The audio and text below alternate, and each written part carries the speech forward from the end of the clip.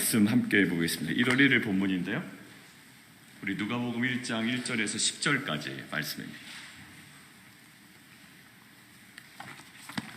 우리 누가복음 1장 1절에서 우리 10절까지 말씀 함께 보겠습니다.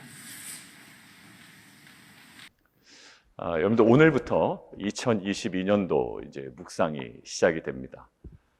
누가복음을 저희가 함께 묵상하는데요. 실은 그 누가복음의 저자가 바로 누가이죠. 그리고 이 누가복음의 저자인 이 누가가 작성한 성경이 하나가 더 있는데 그게 바로 사도행전입니다. 어제 우리가 함께 나눴듯이 그 사도행전도 굉장히 액티브하고요. 저희가 내용을 모르고 읽을 때는 저희가 그냥 지나가지만 저희가 하심탐사나 또 여러 가지 성경 공부를 통해서 사전적인 내용을 알고 저희가 읽어 내려가면 사도행전의 어떤 그 문장 구성이라든지 또 스토리의 어떤 구성이라든지 또 시간의 배열이라든지 이것들은 굉장히 특이하고요. 우리에게 많은 도움을 줍니다. 오늘 본문에 있는 차례대로라는 말이 있는데요. 이것들은 고지고대로 순서대로 기록했다는 말이 아니고 모하기 편하게 듣는 독자로 하여금 듣는 사람들로 하여금 그것들이 더욱더 명확하게 전달되도록 이라는 거죠. 성경이 대부분 그런 성격을 갖고 있습니다만 이 누가라는 사람의 성격과 또 여러 가지 배경상 이것들은 굉장히 치밀하게 이루어졌습니다. 한 가지 예를 들어볼게요. 우리 베드로가 사도행전 10장에 꿈을 꾸죠. 그리고 고넬료가 갑자기 이제 또 하나님의 음성을 듣습니다. 그리고 두 사람이 이렇게 만나게 되는 거예요. 근데 그 과정이 어떠했는지, 왜 그렇게 되는지 여러분들 그 촘촘히 작성해 보면 그 사실을 가지고 하나는 베드로의 관점이고요. 하나는 누가가 편집한 써는 거예요. 10장은 어떤 내용일까요? 누가가 편집한 거죠. 여러분 혹시 그 신약을 아직 안 하신 분이나 사도행전 모르시는 분들은 이게 뭔가라고 할 수 있지만 10장은 어떤 내용입니까? 누가가 편집을 한 거예요. 근데 11장은 베드로가 예루살렘 공동체 앞에서 이것들을 그대로 전한 것들을 이제 베드로 입장에서 얘기한 거죠. 두 개를 비교해 보면 거의 비슷합니다. 그리고 그 시간의 순서나 여러 가지 구성의 순서가 사람들로 하여금 이것이 왜 사건이 벌어졌는지를 이해하기 편하도록 누가가 기록하고 있죠. 누가는 의사입니다. 그리고 전문적인 것은 아니지만 역사가로서의 어떤 그 자질을 갖고 있죠. 그리고 이 사람은요 이방인입니다. 그리고 헬라어에 굉장히 능통한 사람이에요. 그러니까 헬라어를 배워서 아는 사람이 아니고 네이티브 스피커란 말입니다.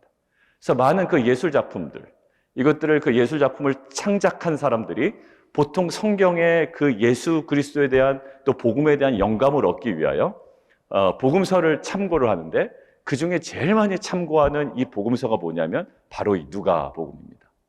여러분들 번역된 것들을 우리가 읽기 때문에 잘 느낌이 안 올 수 있지만 그런 것들을 염두에 두고 그리고 제가 이제 나중에 다른 복음서와 좀 몇 가지를 비교를 할 텐데 그 비교를 해서 보면 이 누가복음의 저자, 이 누가의 문학성 이것들은 정말로 좀 탁월한 거예요. 그래서 이 누가에 대해서 이렇게 얘기합니다. 첫 번째, 세련된 문학적 은사를 가지고 있다. 보통 이렇게 얘기해요. 세련된 문학적 은사를 가지고 있다.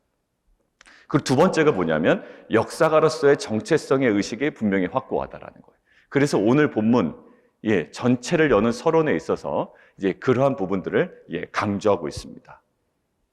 자, 누가복음은요 예수님의 여러 가지 모습들을 강조하고 있는데 사복음서가 있습니다. 우리에게 사복음서가 주어졌지만 사복음서가 동일한 내용이 많이 있어요. 중복되는 내용이.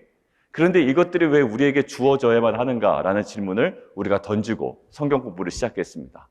복음서 내용이 거의 다 중복되는데 왜 우리가 이것들을 4개를 다 배워야 되는가라는 거예요.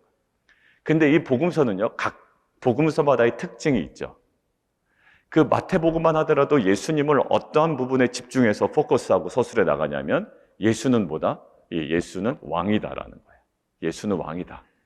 그래서 그것들을 강조하기 위하여 뭐부터 딱 등장하냐면 마태복음에는 족보부터 등장하죠.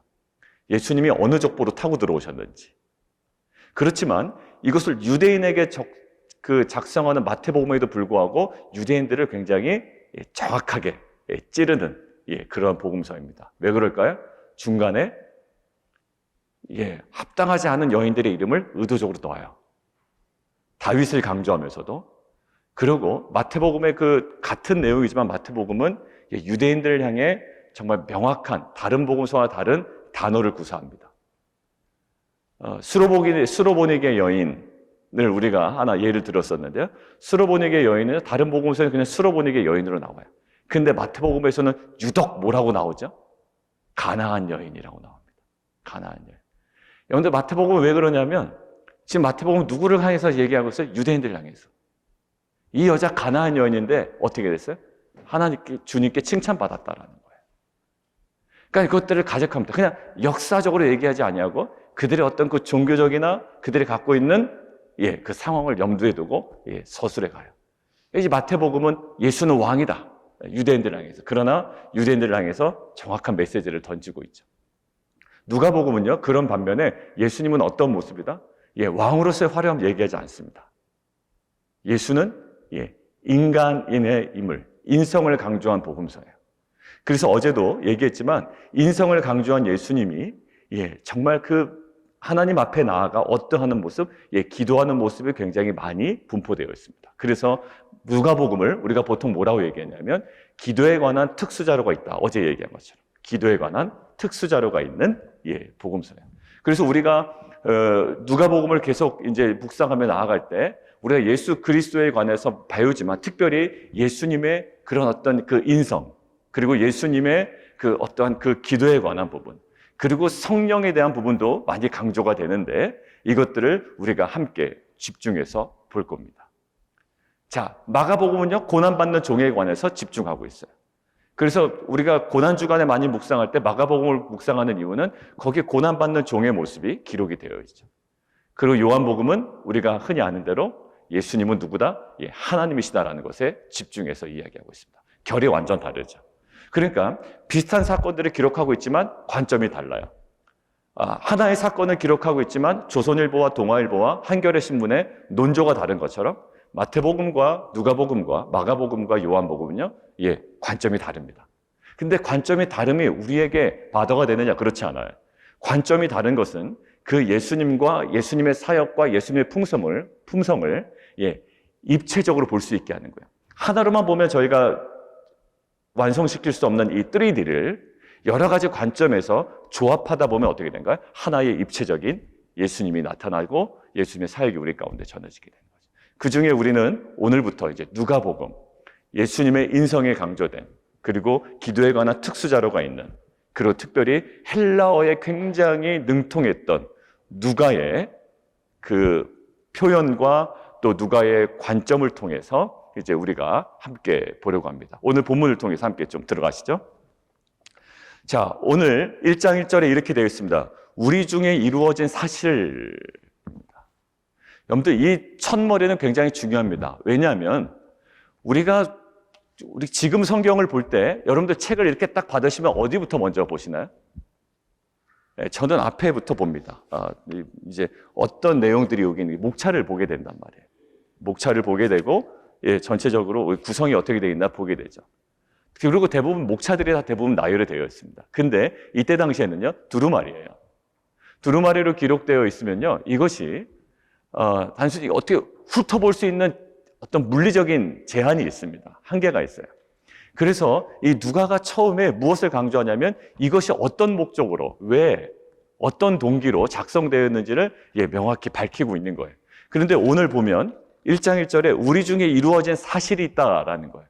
여러분들 이것은 무엇을 얘기할까요? 우리 중에 이루어진 사실. 그냥 데오빌로와 이 누가의 관계 속에 있는 사적인 어떤 일이 아닐 겁니다. 여러분들 이것들을 왜 우리가 집중해서 봐야 되냐면 지금 누가는 실존 인물이에요.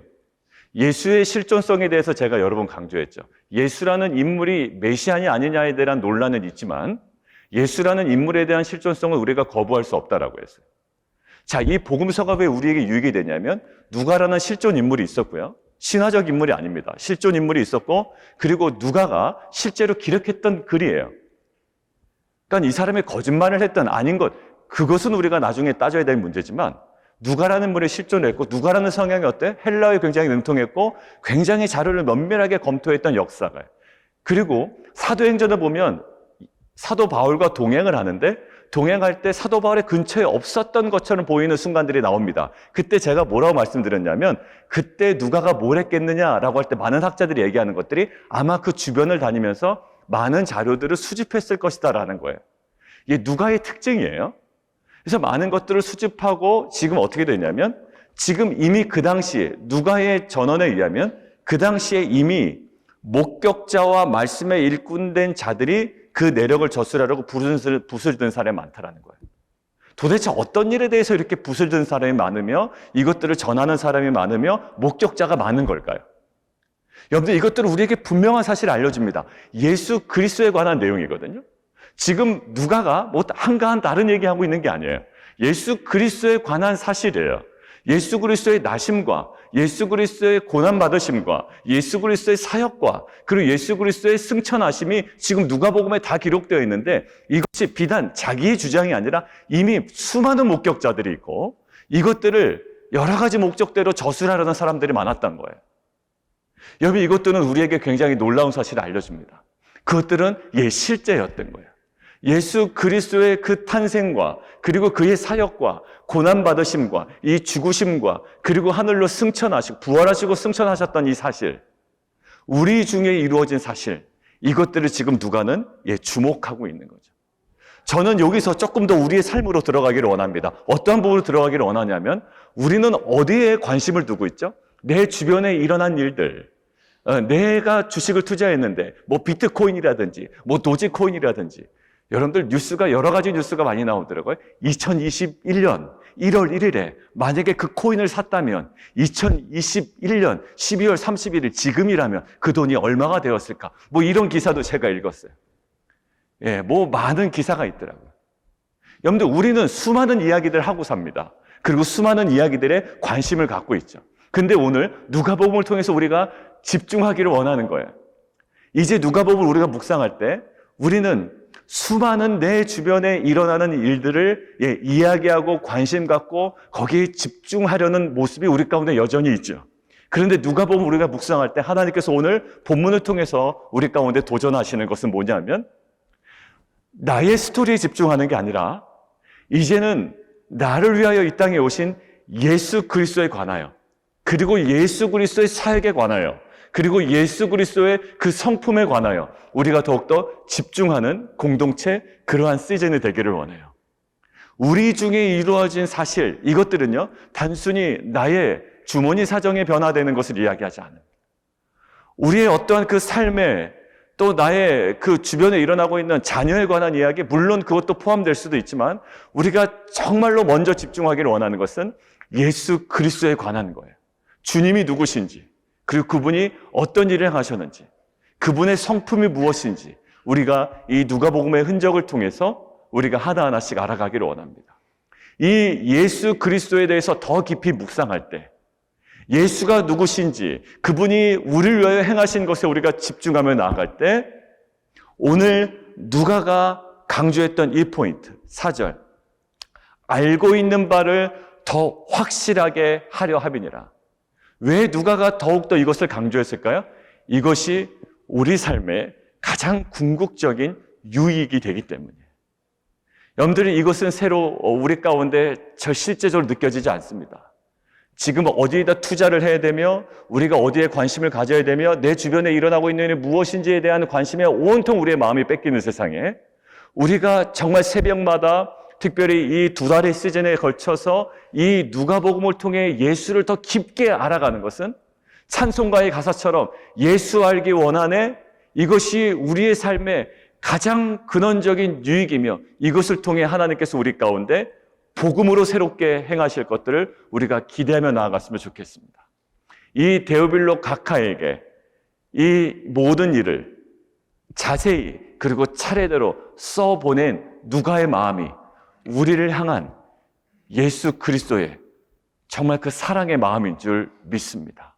그래서 우리가 누가복음을 묵상함에 있어서 정말 예수님이 누구신지, 어떤 일을 행하셨는지, 그분의 성품이 무엇인지를 깨달아감을 통해 우리의 삶을 만지시는 하나님의 은혜를 누리는 귀한 공동체 되기를 원합니다. 자, 3절인데요. 3절에 두 개의 부사를 저희가 좀 집중했으면 좋겠습니다. 자, 하나는 자세히라는 거예요. 자세히. 그리고 차례대로라는 말입니다. 차례대로. 자세히와 차례대로. 지금 한국어 번역에는 자세히 미루어 살핀 이렇게 되어 있는데 사실 그 헬라어를 연구하신 분의 자료를 제가 참고해서 보니까 이렇게 되어 있습니다. 자세히 쓰기 위하여. 그러니까 이 자세히가 뒤에 어디를 지금 수식을 하냐면 써보내는 것이 좋은 줄 알았노니 라는 동사가 있잖아요. 그러니까 자세히 쓰기 위하여 어떻게 했다? 미루어 살폈다라는 거예요. 자세히 쓰기 위하여 미루어 살펴고 그리고 차례대로 써보내는 것이 좋겠다라는 생각이 있었다는 거예요. 그러니까 자세히와 차례대로 누구에게? 데오빌로 가카에게. 데오빌로 가카는 데오 하나님이죠. 빌로 필레오 사랑입니다. 그러니까 이것은 그 당시 굉장히 흔한 이름이었어요. 그러니까 철수와 영이 지금은 그런 이름이 없지만 그 당시에 너무나도 흔한 이름이 데오빌로였습니다. 하나님 데오 필로스 사랑인데 하나님께 사랑을 받은 자, 하나님을 사랑하는 자라는 이름으로 화은이 예은이 이런 이름이 많이 있는 것처럼 하나님의 사랑을 입은 자, 하나님을 사랑하는 자라는 뜻이. 가카라는 말은요 어떤 특정한 직을 나타내진 않아요. 그 가카라는 말이 보통 무엇인지는 잘 모릅니다.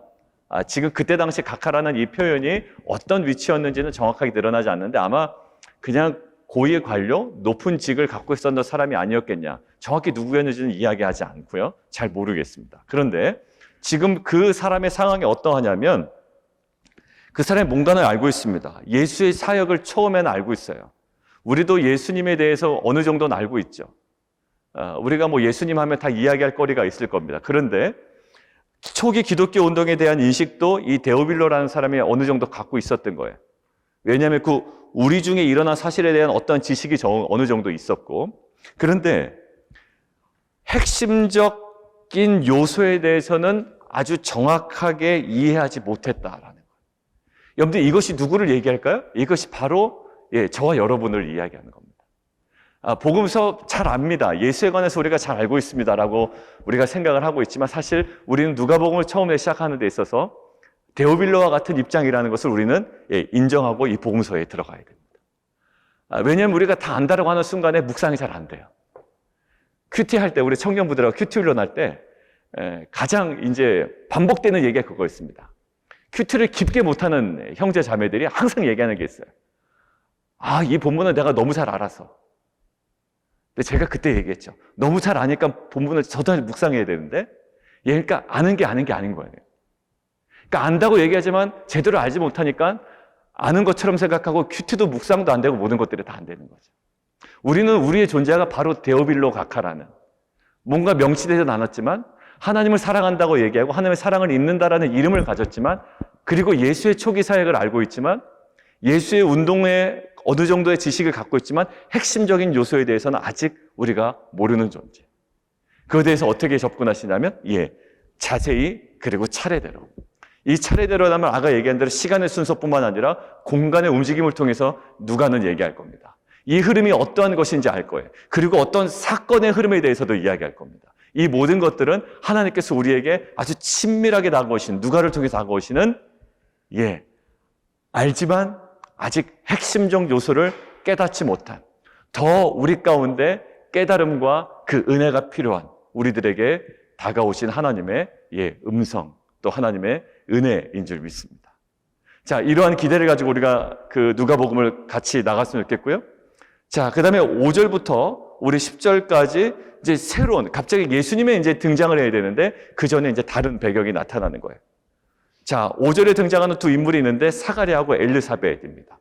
우리가 잘 알다시피 침례 요한의 부모들이죠. 사가랴와 엘리사벳. 우리가 엘리사벳 권사회에 출범할 때 그 엘리사벳과 마리아의 그 만남의 장면을 제가 그때 잠깐 나눴었어요. 그래서 우리가 젊은 그룹과 또 우리 권사님들의 그룹에 이 만남이 어떠한 의미가 있는지 그 누가복음을 통해서 우리가 함께 나눴죠. 엘리사벳과 이 마리아의 만남. 이 두 사람의 만남은요, 사명의 만남이었습니다. 그래서 그때 우리가 함께 식사하기 전에 짧게 나눈 그 부분이.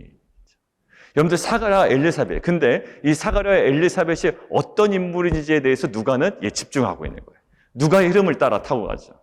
자, 이 두 사람이 어떤 인물이었을까요? 하나님 앞에 의인이었다라는 거예요.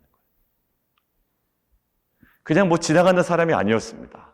그냥 갑자기 등장하는 게 아니었고요. 하나님 앞에 의인이었어요. 뭐 사람 앞에 얼마나 잘 보이려고 노력했는지 그것에 대한 관심은 없고요. 이 사람이 하나님 앞에 의인이었다는 거예요. 근데 의인이라는 기준을 어디다 두고 누가는 지금 얘기하고 있느냐? 그 밑에 나옵니다. 주의 모든 계명과 규례대로 흠없이 행하더라. 아마 그들에게는 주의 규례, 명령, 계명 이것들이 주어졌을 거예요. 구약으로부터 전해져 내려온 그러한 규례들이 있습니다. 이것들을 어떻게 흠이 없이 행하더라. 그러니까 말씀에 대한 이 태도가 하나님에 대한 태도임을 오늘 얘기하고 있는 거예요. 여러분들 하나님에 대한 태도는요, 그냥 예배 시간에 거룩한 자세, 뭐 예배 시간에 삐딱한 자세를 취하는 사람들도 있습니다. 보통. 그러나 예배 시간에는 그래도 대부분 거룩한 자세를 취하죠. 그러나 예배의 거룩한 자세가 아니라 오늘 우리에게 하나님께서 명확하게 말씀하시는 거냐? 하나님 앞에서 의롭다라는 것은요, 결국 어디 앞에? 말씀 앞에의 태도를 얘기합니다. 그러니까 말씀을 우리는 때로는 재단하죠. 하나님께서 말씀을 가지고 나에게 이렇게 얘기하셨어라고 하지만 굉장히 건방지게 반응할 때도 있습니다, 사실. 우리가 큐티하다 보면 그래요. 그죠? 하나님 이렇게 말씀하셨어 라는데 굉장히 거칠게, 건방지게 대하는 태도도 있습니다. 사실 이 경건성이 떨어지는 것은요, 하나님의 실제성에 대한 우리의 인격성이 누락될 때 그렇습니다. 여러분들 정말로 사람 앞에 있을 때 그렇게 막 대하지 못합니다. 그 사람이 없을 때야 뭐 뒤에서 어떤 소리 할 수 있겠죠. 근데 그 사람의 면전 앞에서, 그 임지 앞에서, 현존 앞에서 우리가 막 얘기할 수는 없는 거예요.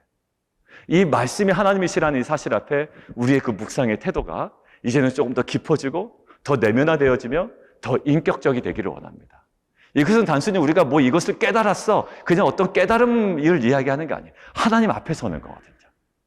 왜 하나님 앞에서 의인이라고 하는 거? 이 말씀 앞에 제대로 섰던 이 두 사람의 반응이었기 때문이에요. 여러분들 우리가 이제 큐티를 뭐 언제는 안 했습니다만 이제 계속적으로 2022년에 계속 해나갈 겁니다.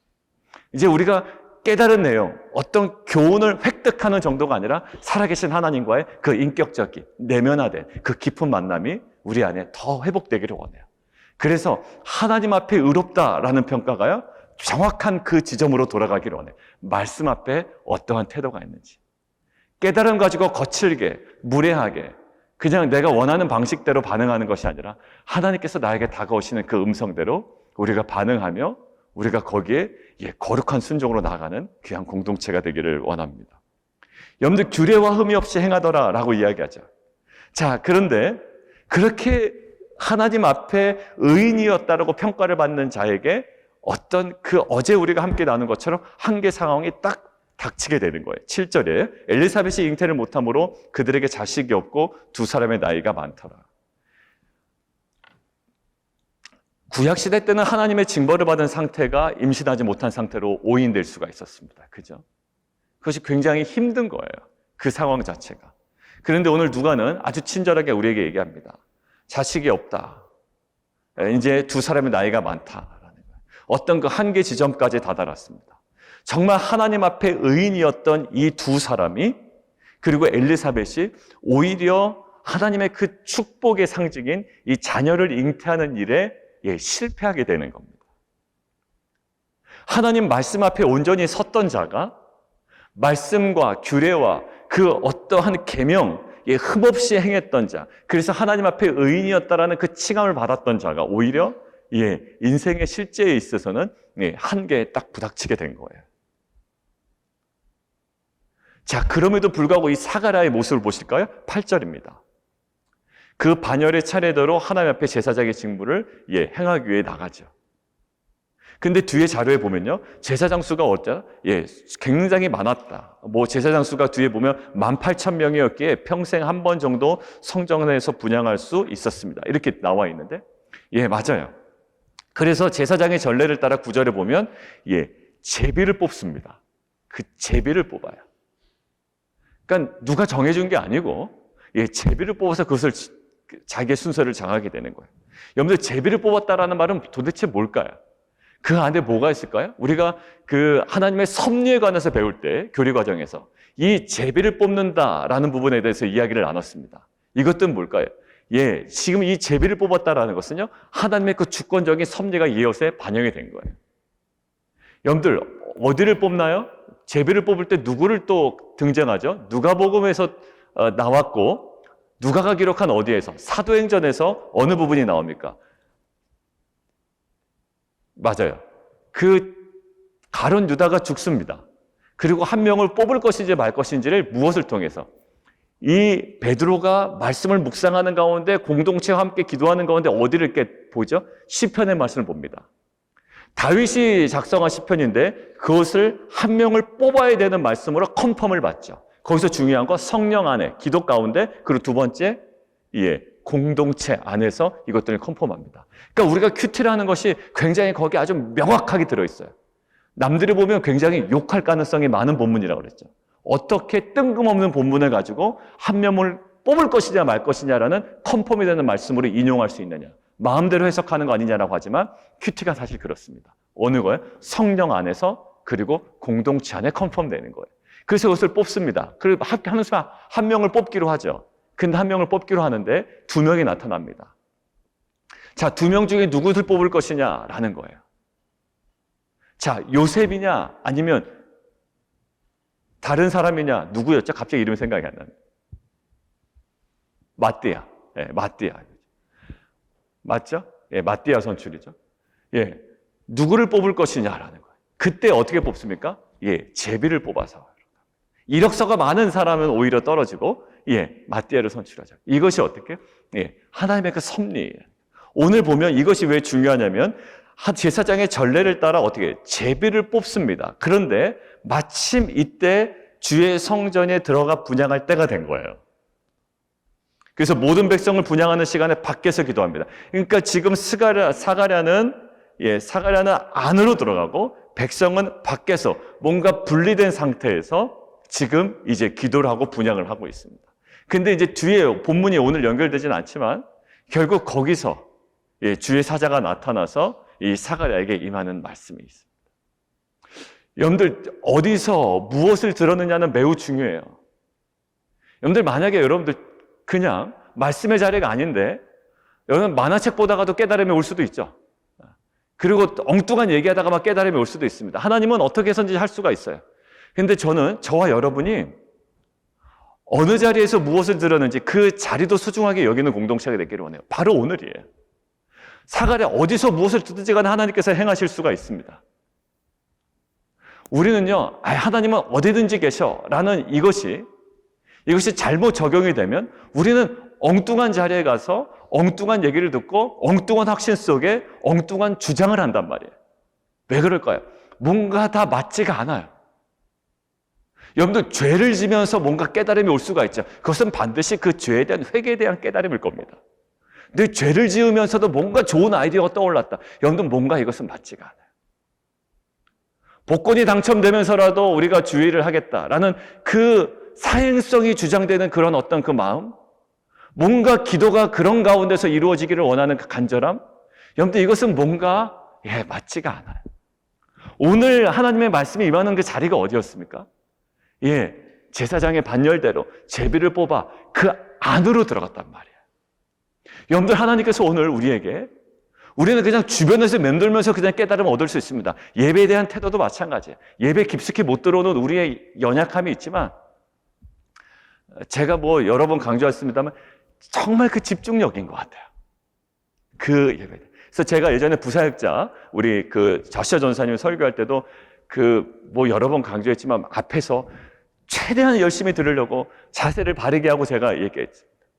물론 제가 맨 뒤에서 들을 수도 있죠. 그냥 담임 목사니까. 그리고 앞에서 그냥 다리를 이렇게, 여러분들 죄송합니다. 제가 그 일부 예배 때 마침 다리 꼬는 얘기를 했더니 그 앞에 다리 꼬는 형제가 한 명 있어가지고 되게 미안했는데 그냥 그런 입장으로 들을 수도 있습니다. 근데 그 태도를 얘기하는 것이 아니라 우리가 어느 장소나 어느 자리에 하나님과의 어떤 관계 속에서 무엇을 들으냐는 매우 중요한 거예요. 저는 그래서 정말 모이기에 힘쓰지만 이 모이는 그 모든 목적과 이 방향성이 한 군데는 포인트가 되어야 된다고 생각이 됩니다. 우리가 청년부들 지난주에 다녀왔지만 쉬다 오라고 그랬습니다. 물론 뭐 제가 쉬다 오라고 해서 쉬다 오는 건 아니지만 충분히 쉬고 교제하고 좀 편안하게, 그러나 그 안에 흔들지 않은 무엇인가는 있단 말이에요. 저녁 시간에 기도에 들어오셔서 참 감사하고, 물론 교사들도 있기 때문에 그렇지만 흔들리지 않은 뭐가 있어요. 여러분들, 물론 우리가 그냥 편안하게 있을 수도 있습니다. 그러나 하나님께서는 우리에게 가장 중심적인 자리를 찾기를 원하시는 거예요. 우리를 언젠가는 어느 시간으로 불러내시고요, 시간의 구분이 있고 장소의 구분이 있습니다. 그래서 우리가 여러분에게 제가 도전드리고 싶은 것은, 이 새해가 됐는데 이제 말씀 묵상하는 자리, 여러분들 애드번트 하실 때 각자의 자리를 좀 사진 찍어서 보내셨더라고요. 이제 그런 거와 마찬가지로 여러분들이 개인적으로 묵상하는 그 구별된 그 자리를 여러분들이 계속 유지하셨으면 좋겠어요. 그냥 어떤 그 큐티 세미나 할 때 부부간에 약간의 트러블이 있는 거예요. 그래서 제가 왜 그러냐 그랬더니 여러 번 말씀드렸습니다만, 우리 남편은 맨날 화장실 갈 때만 큐티를 한다는 거예요. 그러니까 어디 구분된 장소에 들어가질 아니하고 그냥 쉽게 한다는 거죠, 한마디로. 그러니까 화장실을 폄하하는 게 아니라 너무 저 남편은 쉽게 큐티를 한다라는 거였어요. 그래서 제가 말씀드린 건 그렇습니다. 화장실에도 큐티할 수 있습니다. 그러나 구별된 장소에서 먼저 회복된 단 이후에 그 다음에 걸어다니면서 할 수도 있고, 우리가 어느 곳에서든 가능합니다. 그런데 우리가 훈련을 위해서라면 이 구별된 장소가 필요합니다라는 거예요. 사랑하는 성도 여러분, 오늘 말씀을 맺겠습니다. 여러분들에게 마지막으로 도전드리고 싶은 것은, 이제 큐티를 묵상하는 데 있어서, 이제 하나님의 음성을 듣는 데 있어서 우리에게 그 구별된 장소가 필요합니다. 각자마다 구별된 공간이 필요하고요, 구별된 시간이 필요해요. 그럴 구별된 마음이 필요합니다. 이 세 가지예요. 이 혼란스러운 마음을 가지고 우리가 하나님께 쉽게 나아갈 수가 없는 거예요. 구별된 마음, 그리고 구별된 공간, 이 구별된 이 시간, 그 사가라의 그 장소와 시간과 그 마음에 하나님께서 이제 말씀하시고 나타나시고, 이제 새로운 이 복음의 새로운 역사를 이루어가기 시작하십니다. 사랑하는 성도들, 우리 안에 하나님께서 이 누가복음을 통해서 우리에게 차례대로 자세히 모든 것들을 살피며 정제된 언어로 우리에게 다가오실 거예요. 이것을 통해 정말 알고 있는 바를 더 확실하게 깨닫고 이 복음으로 새롭게 되는 은혜가 있기를 원합니다. 그리고 두 번째 뭐였죠? 하나님 앞에 의롭다라는 것은 명확한 거예요. 말씀에 우리가 반응하는 겁니다. 이 말씀에 반응하는 삶으로 하나님 앞에 의롭게 세워져가는 공동체가 되기를 원하고, 이 말씀을 어디서 받아요? 그냥 지나가다가 놀면서 그냥 아무 의미 없는 얘기, 정말 unnecessary talk, 그냥 필요 없는 얘기하다가 그냥 깨달아졌다, 이런 얘기가 끝나는 것이 아니라, 이제 더욱더 이 구별된 장소와 구별된 시간과 구별된 이 마음을 가지고 정말 하나님과의 관계에 집중함으로 말미암아 하나님께서 새롭게 행하시는 이 음성과 그 일들을 경험하는 귀한 공동체가 되기를 원합니다. 우리 함께 좀 기도하며 나아갔으면 좋겠습니다. 우리 함께 기도할까요?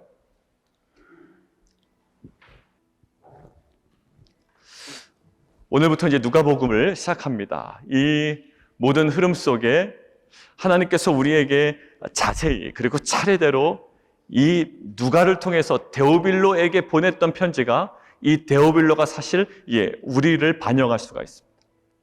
알고 있지만 핵심적인 요소를 정확하게 이해하지 못한, 그리고 더욱더 그 모든 것들을 더 깊이 깨달아야 하는 우리를 향해서 다가오시는 그 주님의 음성인 줄 믿습니다. 그것을 깊이 알아가며 예수 그리스도에 관하여, 그분의 사역에 관하여 알아갈 때 하나님, 우리 안에 그 주님께서 행하시는 놀라운 일들을 우리가 경험하며 나아가는 귀한 공동체 되게 도와주옵소서. 그리고 하나님 앞에 의롭다라고 하는 것은 분명하게 계명과 규례대로 흠이 없이 행하더라, 말씀에 대한 반응이었습니다. 깨달았지만 거칠게 반응했던 우리의 모습이 있고요, 때로는 우리가 분노로 반응했던 모습이 있습니다. 그러나 정말로 정확하게 말씀에 반응하며 거룩한 순종으로 나아가는 공동체가 되기를 원하고요. 그리고 오늘 사가랴가 주의 음성을 듣습니다. 그런데 그것은 그냥 일반적인 자리가 아니에요. 주의 성전에 들어가 분향하며 구별된 시간과 장소와 또 사가랴가 갖고 있었던 이 말씀 앞에 구별된 그 마음을 통해 하나님께서 임하시고, 거기서 하나님께서 이제 펼치실 이 구속사의 귀한 흐름이 이제 출발되기 시작합니다. 우리 안에 그러한 구별된 시간, 이 장소, 이 마음의 새로운 공간과 이 구분이 우리 가운데 있게 해주시고, 또 그 가운데 하나님께서 말씀하신 것에 대한 이 깨달음과 이 분별이 우리 가운데 부어지게 하여 주옵소서. 우리 함께 기도하며 함께 나아가도록 하겠습니다.